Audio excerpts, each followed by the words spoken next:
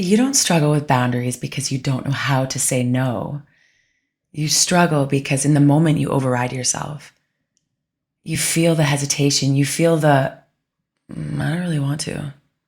And you say yes anyway. But it happens too fast. Sometimes it happens way too fast to catch. Someone asks something of you and your answer is already out before you've even checked in with yourself. And then later you think, why did I just agree to that? And you knew, you felt it in your body.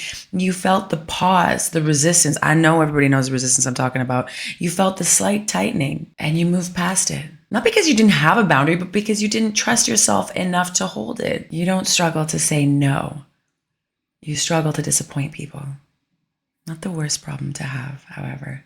Not the best when it comes to setting and holding boundaries. You've linked discomfort with doing something wrong.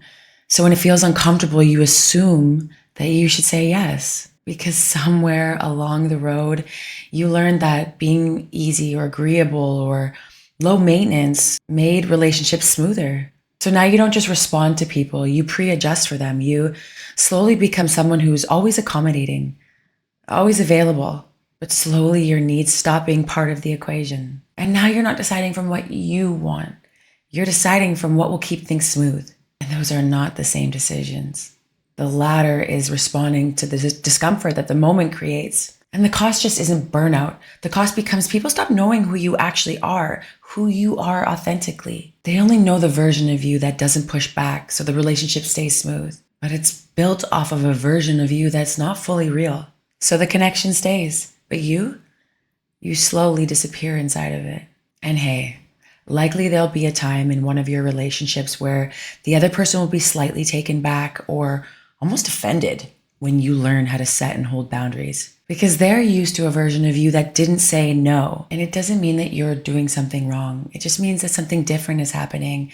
And it's going to take time for the other person to get used to the authentic version of you. So something that you could try is that the next time somebody asks something of you, pause, take a breath, and don't answer right away. Let them know you'll get back to them. And then check, is this a yes or am I avoiding discomfort? When you do say no, don't rush. Don't rush to soften it. Let it land. Don't over-explain and don't try and fill the silence. Let it be a little uncomfortable. That's where the shift happens. Another something to pay attention to is notice when your body says no, but your mouth says yes. That's the moment your boundary was there and you just walked away from it. You don't have a boundary problem. You have a self-abandonment pattern. And every time that you override yourself to keep somebody else comfortable, you reinforce it. Not all at once, but slowly, quietly, until your life no longer reflects you. And the shift is not learning how to say no. It's learning how to stay with yourself when it matters the most. So please, stay grounded, stay close.